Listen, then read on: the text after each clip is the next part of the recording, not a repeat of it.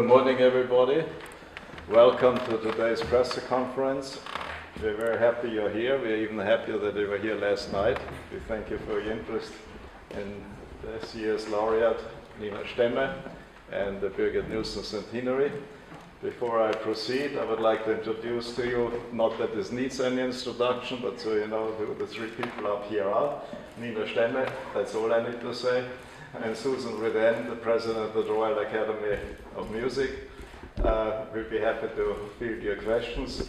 When we get to the question and answer period, would you please be kind enough to state your name and your affiliation so we know whom we're answering to. And to open up, I would like to hand over to Suzanne for a brief statement. Thank you very much. Good morning, everyone. It's a little bit still like morning after the wonderful festivities yesterday. The Royal Swedish Academy of Music is, as I can just only confirm how happy and how honored we are to become the home for the Birgit Nilsson Foundation. There will be no dramatic changes, and I'm very, very happy that Rupert Reich will be on our new board. That's very important to us, to keep the tradition and to keep the enormous and huge knowledge which belongs to Mr. Reich within the new board. We see the price, of course, in the statutes, they will still be central. That's the main focus of the foundation, and so it will be according to Birgit Nilsson's wish. But we also look forward to find ways, to discuss, to find ways how we can give even more focus between the years to the work of the work of Birgit Nilsson and her memory and everything that she stood for, quality, honoring young talents and supporting them in various ways. Yes, we are happy, very, very happy and honored about all of this. And so I think I'll hand it over to you. Oh, no. No? Only if you're finished. Yes, I'm finished. Yes. You're finished, okay. Well, thank you very much, Suzanne. You would like to say a few words, please? Just a few words that I'm starting to notice that this is sinking in, that I actually was awarded this fantastic prize as a product of Birgit Nilsson's wonderful legacy and the Birgit Nilsson Foundation and Mr. Rupert Reich, also everything that has been organized in such a beautiful way and in this beautiful opera house on an international level, and I am absolutely overwhelmed and so happy today. A bit tired, of course, but I hope we will have a nice day together, everyone. Thank you. Thank you very much. As you know, we will follow with one-on-one interviews in the afternoon. The interview with Madame Stemme will be right next door here in this room, and those of you who want to speak with me is on the other side of the hallway, but you will be guided there and somebody will look after you. So with this, I would like to open the floor to questions. Yes, please. Yeah, I'm Sufixian Aksasong from China Radio and also Green Post. I'd like to ask Nina, can you tell us a little bit about your childhood story? What is special with your childhood? Yeah, thank you. I grew up in Stockholm and in a normal family with my parents had studied at the university, but I'm the first artist and musician in our entire family actually. So I went to school, I went to a choir school, a normal school with extra choir, and then I played a little bit of the violin and the viola and piano lessons and all that sort of in a city education to know a little bit of everything. I actually went to the university later to study business and economics, but then opera took over. So music has always been a great part of my childhood. I did go to a lot of concerts, but rather than symphonic concerts. I went to the opera a couple of times maybe. So it was school and music that was the most important for me when I grew up. Were you very ambitious since childhood, you feel? If I was ambitious since childhood, I think I've always been a curious person, and I've always tried to make the most of whatever talent I have, but I did a lot of things. I wasn't specifically good in anything, except at school, but in music, according to me and the level I was performing at, that took later, when I realized that, oh, I can actually specialize in something if I work hard. So I worked a little bit on everything, but which gave me a broad base to start from. And I love to explore things, and I still love to explore my profession and see where it can take me next. So yes, I'm working pretty hard. It actually means when you were small, you were good at everything, and then later you chose music as good at everything. No, or I was okay. I mean, I don't think. No, yes, I did well in school because I worked hard. Because I knew if I worked hard, I would get where I wanted. But of course, I was actually a coward. I wanted to go into music at like 10 or 11 years old. And I didn't dare. Because I was afraid of failure. Yeah. Thank you. Thank you. Can I ask Thank you very much. something? Yes, please. Which Your name and affiliation. Marisol Aliaga from Magazine Latino. Which was your first contact with the opera? My first contact with the opera was when I was like 6 years old, and my parents took me to La Bohème here at the Royal Opera House. And I didn't remember much about the performance. I think I noticed that the tenor and the soprano had a little joke as Mimi was dying in the fourth act. But nevertheless, I don't know how I could notice that, but nevertheless I was absolutely taken by the music of Puccini and by Mimi's death. So later on, my first biggest role was Mimi in Gävle in Stockholm, in Sweden, but in Swedish. Thank you. Thank you. Next, please. We tried to be as concise as possible last night, but we can't possibly have answered every question you have in your mind. So please speak up.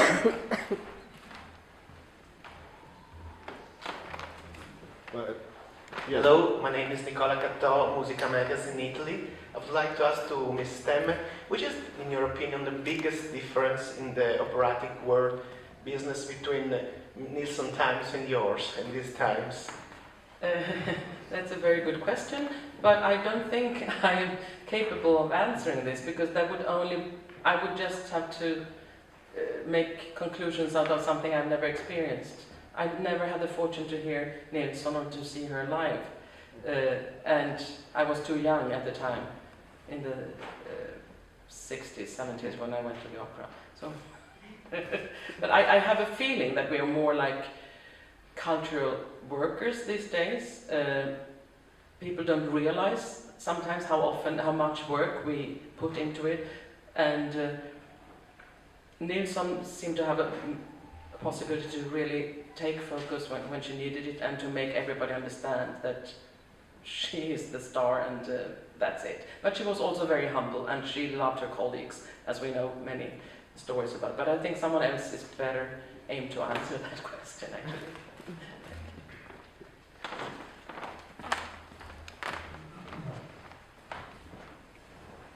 Yes, please. Hello, this is Nahoko Goto for Ongaku no Tomo in Japan. Hello. Ms. Ritten, could you tell me a little bit about the Academy, what it does and its role? And also, a second part to the question is that do you have a fixed date for the next prize? Is it going to continue as To answer the last question first, no, we don't. At the moment, we are still celebrating this year's President Prize, so no, that is in the future. But, I mean, we have the statutes, and what is written in the statutes, that is what we will follow, of course. The Royal Academy of Music was founded in 1771 by Gustavus III, which we like to call the cultural king. He was very important and founding academies for various arts. He did this in order to help the music education. So for 200 years, the Swedish Academy of Music was responsible for all higher music education in this country. And then in 1971, the state took over, so to speak, in the formal way. They had done it in the practical way earlier than that, but that's when there was a split between. But we have a very close relation to higher musical tuition in this country still today, and we have many funds so that we can support in various ways young musicians who are studying at our academies around the country, and we are just now in the middle of a process where they audition. We have juries, and they audition, and we then have a certain amount of scholarships that we deliver in all categories. Classical music is the main focus of the academy, but we also today cover folk music and jazz. So we have those kind of, not departments, but they are included in our musical family. So that's part of what we do. So, yeah. Well, you know, it's absolutely true. At the moment, we savor the moment of celebrating, but beyond that, after the prize is before the prize. Okay. So, but give us till next week till we start thinking about it at all. Okay. Yes.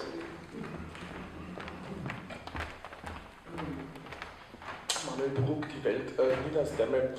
9 years ago you sang also here Liebestod for the first prize. You were just, of course not in the start because it was 5 years ago of your hochdramatische career. Do you remember, have you ever thought at this time also to be perhaps the recipient of this prize? Never, actually. I thought it was daring and almost, not stupid, but a bit over-daring to go and stand there and sing Liebestod in front of the orchestra with a conductor behind you and to Placido. Of course, it was a huge honor, so I really wanted to do it, but I thought, oh, what am I doing here? Because, of course, the relationships are totally different. It was the first prize ceremony. It was huge, and of course, yeah, with Placido, who also meant so much for me. I wanted to do it, and I thought, oh no, this is too daring. So that was, I remember, I just tried to do it and to give what I could. And I remember the reaction from the audience. Then I thought, okay, it was probably the best to do. And no, I really did not think anything ahead of that. Thank you. But in the way now, a circle closed. Yes, yes. It's a beautiful thing to look back at. It's the most beautiful memory and feeling for me to have been part of this in that way from the very beginning. I really think so. I'm still totally overwhelmed. Thank you. Please, yes, please. George Wilmus, I'm a freelance critic and writer in New York. It's often attributed to Miss Nielsen that she said Wagner made me famous, but Puccini made me rich. That was Nilsson. Yes, Yeah. that is true. I somehow think that maybe that's not the entire story, because from all appearances, the foundation has the result of some very astute investments over the years, and I wondered if you could say something about Miss Nielsen and her investment strategy, but she's like the Warren Buffett of opera singers, or how do we get to where we are today financially? Well, let me answer this question two ways. First of all, Puccini made me famous. Wagner made me famous. Puccini made me rich. This is, of course, a very humorous statement, typical for Birgit Nilsson. I think what you might also want to know, a more serious statement, if you want to sing Wagner well, you have to sing Verdi. That is a very profound statement about how you cultivate a voice and how you make sure that you produce long legato phrases and keep the flexibility and sing music instead of battling out words. So that is, I think, a very fundamental thing to say. As far as the, let me put it, the money bit, let me call it the money bit. Her husband, who was anything but a singer's husband, very successful businessman in his own right, he started out as a veterinarian. I asked her once why he shifted from veterinarian profession to the business, to which she answered, well, you know, in his region all the animals died. So he became a very successful businessman. He was very astute on the stock exchange. In 2005, he handed it over to the board, of which one of our 3 board members managed 1/3 and I managed the other 2/3. Given that the bond market is still at zero, they earn nothing. We focused on the stock exchange, sort of a mixture of value stocks, growth stocks, and dividend receipts. And we have done reasonably well, at least well enough, to cover the expenses of the prize itself, as well as the expenses that go with the celebration of this sort, without touching the principal. So if this continues, the prize financially should be secured forever, if anything is forever in life, but as far as you can look ahead. Thank you. And the stock market helped, yes, the trend was good. So. Yes, please. I'm Kathleen Boon from the Belgian Radio and Television. And I would like you to know, in the wonderful autobiography, we read about Birgit Nilsson's trouble with not so good voice teachers. So I was wondering, how was your experience? Did you have a good teacher? And what is the most important thing you learned from them? Well, that's a very difficult question to answer, because when you work with a voice teacher, it's always a collaboration that you have to integrate and also emotionally understand what he or she is telling you about. So yes, I've had very good voice teachers the last decades, or voice coaches, I would say. And I think sometimes also when you think that your teacher is not good, there's always something to learn from everyone. But the most important thing is also that I'm going to be on stage alone without a voice teacher or a coach. So I have to be independent and really believe in what I do. And everyone, since we can't see our instrument, we have to feel and we have to be very objective about a few things like pitch, rhythm, and the color of the vowel. These are the basics. And then, of course, you have legato and all the music making. So this I can hear, but like I think that Birgit Nilsson also said, we have never ever heard our voices live. It's always a reproduction or a recording, and then it's too late, because it's all in the preparation. I have to know what I'm singing and how before I start a phrase, because as soon as the air starts to flow, it's too late to change. And there are so many little muscles